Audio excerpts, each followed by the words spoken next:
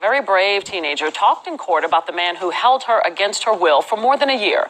Channel 2's Lauren Posen spent the day inside the Gwinnett County Courthouse. And Lauren, he pleaded guilty, but he's not going to serve any jail time. Jovita, what happened was the defendant pled guilty in exchange for a plea agreement. But we came here to court today really to hear from the young victim and her family because they testified before the judge signed off on all of this. And as you'll soon hear, it was very emotional testimony, but the only person not emotional in that courtroom was the defendant. Michael Wilkowski. What's going on, you guys? This is AJ Tucker for AJ Self-Defense.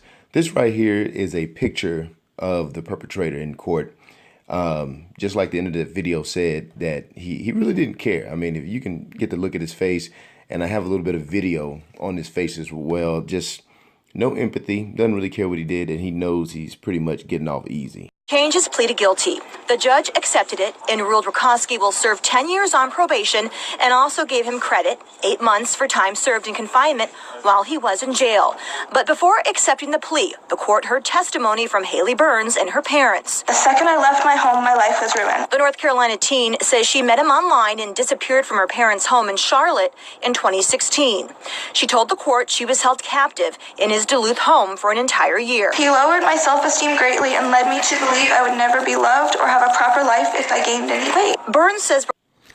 So yeah, the judge basically did him a solid 10 years probation.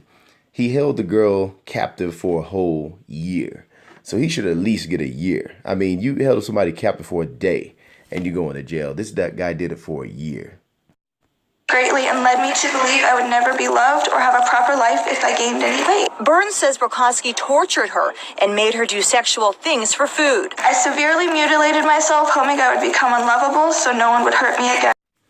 So I'm just getting my facts straight here. You can basically torture somebody and withhold food for sex and hold them captive, as long as it's not money, right? I mean, I'm being sarcastic here, but this is crazy. Hearing, I spoke with the prosecutor. He told me Haley's family, they're satisfied with the outcome today in court, but they really, really would have preferred to see the defendant behind bars. There is no way that they are satisfied with this verdict. No way they're satisfied. Their prosecutor, he straight up told a lie, and he straight up underachieved to let this man off with probation. This guy, he's a predator. Where did he meet the girl? They said he met her online, but he met her online in a form for anorexia.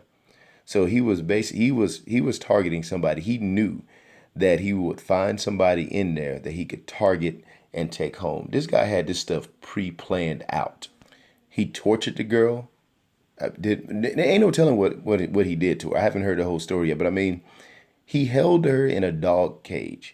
She has a bad back because she had spent hours in a dog cage. He starved her. He did all sorts of stuff to her. And he obviously targeted this girl. So I'm just trying to figure out what the parameters are. You know, it's like, how can a man get in jail these days? You know, you target a girl online. She's 15. They say the age of consent in Georgia is 16. But I mean, if you target anybody and hold them against their will for over a year, the age of consent does not matter. This guy should be in jail for at least 10 years.